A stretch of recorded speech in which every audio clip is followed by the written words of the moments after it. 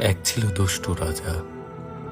রানী আর টাকার প্রতি ছিল তার চরম আসক্তি।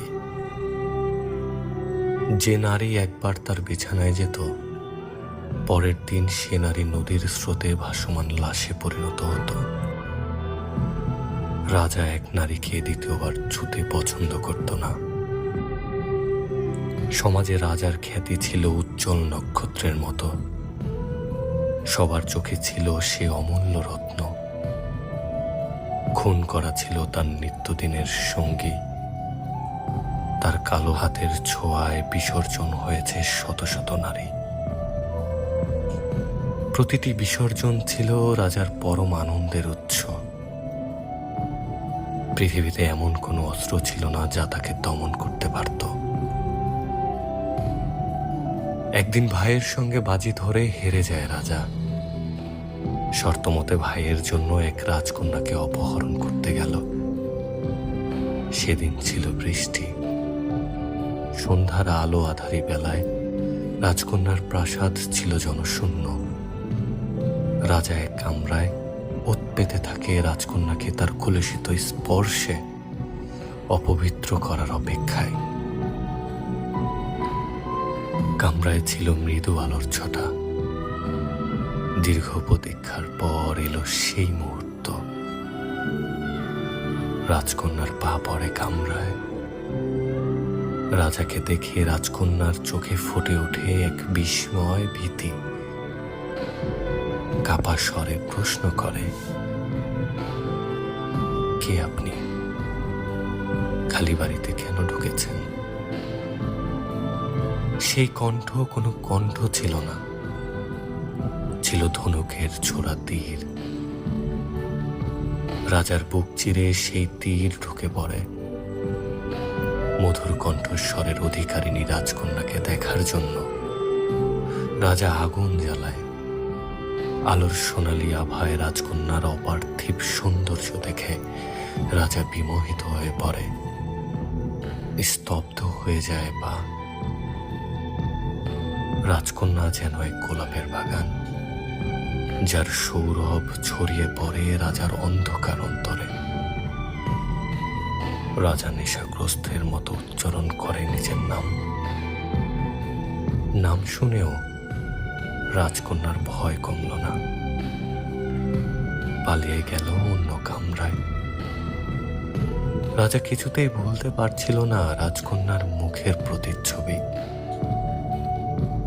তার চেনা পৃথিবী চুরমার হয়ে গেল।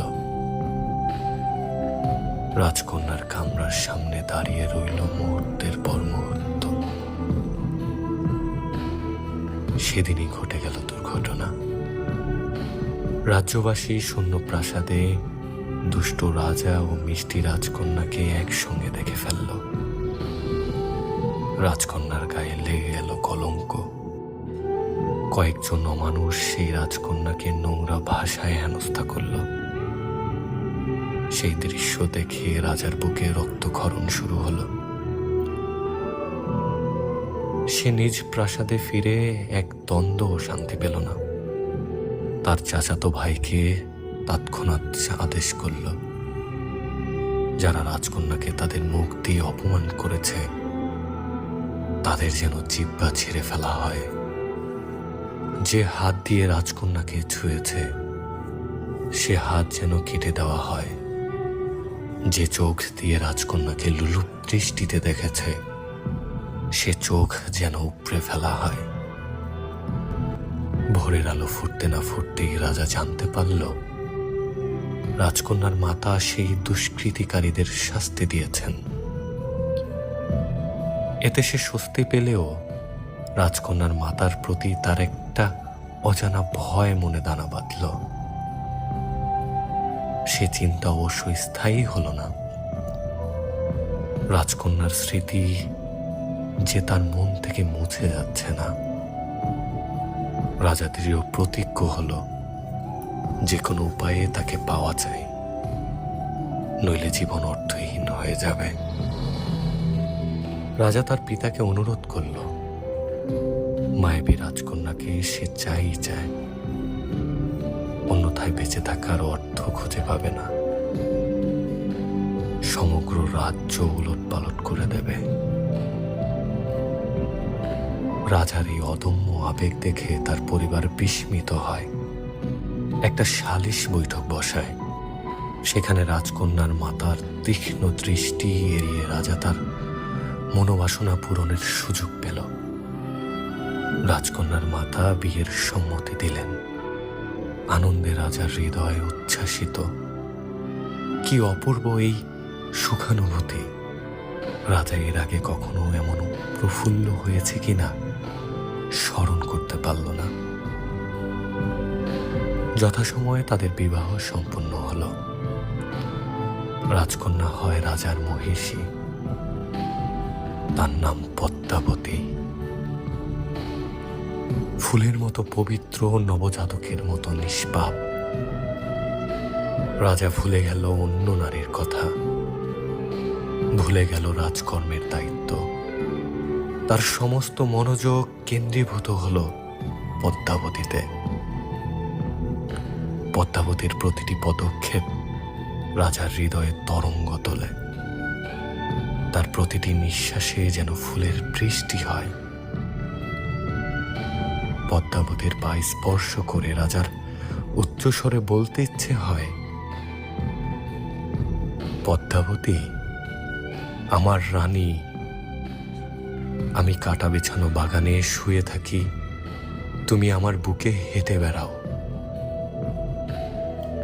কালক্রমে রাজা অনুধাবন করল তার প্রিয় পদ্মাবতী অতি পবিত্র, এমনই নিষ্কলুষ যে তার কোনো অন্যায়ের সঙ্গে আপোষ করবে না। এই নির্মল চরিত্র রাজাকে আরো গভীরভাবে আকর্ষণ করল। পাশাপাশি রাজার মনে একটা আশঙ্কা দানা বাঁধল। যদি তার অন্তরের অন্ধকার দিকটা পদ্মাবতীর কাছে প্রকাশ হয়ে পড়ে, তখন কি হবে? নিশ্চয়ই এক মহা বিপর্যয় ঘটবে। সে ভাবল, বলপূর্বক পদ্মাবতীকে আটকে রাখা গেলেও তার নিঃশর্ত ভালোবাসা থেকে বঞ্চিত হতে হবে। এই বিরহ বেদনা সহ্য করার সামর্থ্য রাজার নেই। সে নিশ্চিত যে এতে তার প্রাণ যাবে। যে প্রেম স্বতঃস্ফূর্তভাবে তাকে মুগ্ধ করে তোলে, সেই প্রেম জোর করে আদায় করা অসম্ভব। রাজা বুঝল, তার অতীতের পাপ গোপন রাখতে হলে মিথ্যার আশ্রয় নিতে হবে। ছলনার আবরণে নিজেকে ঢাকতে হবে। পদ্মাবতীর সহানুভূতি ও বিশ্বাস অর্জন করতে সে কাল্পনিক কাহিনী রচনা করল। সেই সঙ্গে তার গোপন পাপাচারের স্থানে কঠোর নিরাপত্তা ব্যবস্থা গড়ে তুলল। রাজা মনে মনে দৃঢ় প্রতিজ্ঞ হল, প্রয়োজনে সে পৃথিবীর প্রতিটি মানুষকে নিঃশেষ করতে প্রস্তুত, কিন্তু তার অতীত পাপের জন্য পদ্মাবতীকে হারাতে রাজি নয়। যথাসম্ভব রাজা পদ্মাবতীকে নিয়ে এক নির্জন রাজপ্রসাদে আশ্রয় নিল। সেখানে তারা দুজন ছাড়া আর কেউ ছিল না। প্রেম ও আদর সোহাগে তাদের সংসার মুখরিত হয়ে উঠল। রাজার সমস্ত মনোযোগ একমাত্র পদ্মাবতীতে। অন্য কোনো নারীর প্রতি তার আকর্ষণ রইল না। প্রতিটি মুহূর্তে সে পদ্মাবতীকে নতুন করে অনুভব করতে লাগল। নারী আসক্তি চিরতরে তাকে ত্যাগ করল, কিন্তু তার অতীতের কুকর্ম মুছে গেল না। সৎকর্মের আড়ালে অসৎ ব্যবসা তখনও অব্যাহত ছিল। মাঝে মধ্যে রাজার মনে আশঙ্কা জাগত, পদ্মাবতী হয়তো সব জেনে ফেলবে। রাজা সব রকম প্রতিবন্ধকতা সৃষ্টি করল যাতে পদ্মাবতী সত্য উদ্ঘাটন করতে না পারে। তাই পদ্মাবতী সেই বাধাগুলো অতিক্রম করে গভীর সত্যে পৌঁছাতে পারল না। সে ভালোবাসার মায়াজালেই আবদ্ধ রইল। ১.৫ বছর পর তাদের সংসার আলোকিত হলো এক রাজকুমারীর আগমনে। রাজকুমারী ছিল মায়ের মতন রূপবতী। আকাশে একটা চাঁদ উঠলেও রাজার জীবন আকাশে উদিত হলো দুটো চাঁদ।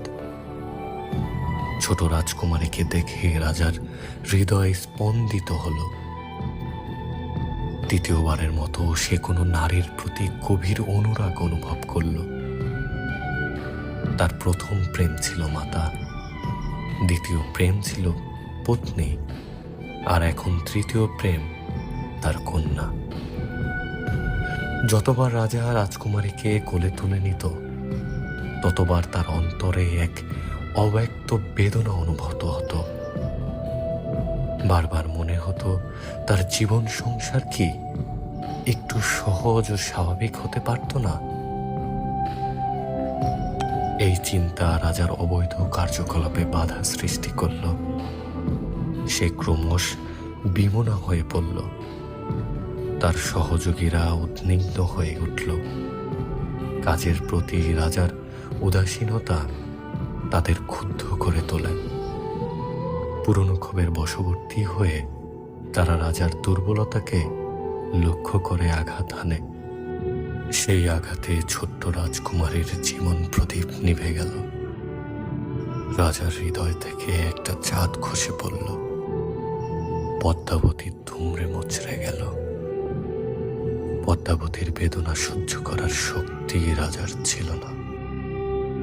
সে দৃঢ় আলিঙ্গনে আগলে ধরে রাখল তার পদ্মাবতীকে। রাজা জানতে পারল সম্রাটের নির্দেশে তার পিতা, চাচা ও চাচাতো ভাই তার কন্যার জীবন প্রদীপ নিভিয়ে দিয়েছে। ততক্ষণে রাজাও বুঝে গেল যে জগতে সে প্রবেশ করেছে সেখানে তার শেষ পরিণতি মৃত্যু।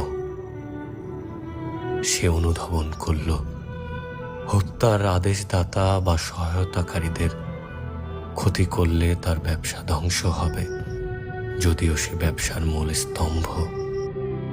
কিন্তু এই স্তম্ভকে ধরে রেখেছে সহায়করা। ব্যবসার পতন মানে পদ্মাবতীর সব জেনে যাওয়া এবং অন্য রাজাদের রোষানলে পড়া। যে রাজাদের সঙ্গে মিলে সে অপকর্ম করেছে তারা হিংস্র হয়ে উঠবে। তখন তাদের ক্রোধ থেকে পদ্মাবতীকে রক্ষা করা সম্ভব হবে না। এতজনকে প্রতিরোধ করার সামর্থ্য রাজার নেই। উপরন্তু রয়েছে শাসকের আদালতের ভয়। তাই কন্যার হত্যাকারীদের নিজ হাতে শাস্তি দিতে পারলেও হত্যার নির্দেশদাতা কিংবা সহায়কদের শাস্তি দিতে পারল না। শুধু রাজার মৃত্যুই পারে তার কন্যার হত্যাকারীদের ধ্বংস করতে।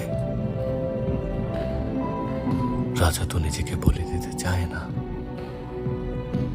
সে পদ্মাবতীর সঙ্গে দীর্ঘ জীবন কাটাতে চায়। তাই রাজা তার কন্যার মৃত্যুর বেদনাকে চেপে রাখল। পিতা হিসেবে পরাজিত হল, নিস্তেজ হয়ে পড়ল। ধিক্কার সে রাজাকে, ধিক্কার সে পিতাকে। পদ্মজা চিঠির উপর অশ্রুসিক্ত নয়নে হাত বোলালো। যখন সে প্রথম এই বাস্তব রূপ কথা পড়ছিল, চিঠিতে শুকনো রক্ত লেগেছিল। আমিরের শরীরে পাওয়া গিয়েছিল নানা ধরনের আঘাতের চিহ্ন, অগণিত কামড়ের দাগ, চাবুকের আঘাতের দাগ, ছুরির আঘাতের দাগ। শেষ দিনগুলোতে সে নিজেকে আঘাত করেছে, নিজেকে রক্তাক্ত করে একাকী আর্তনাদ করেছে পাতালপুরীতে। পদ্মজা চোখের জল মুছে দ্বিতীয় চিঠিটি পড়তে শুরু করল।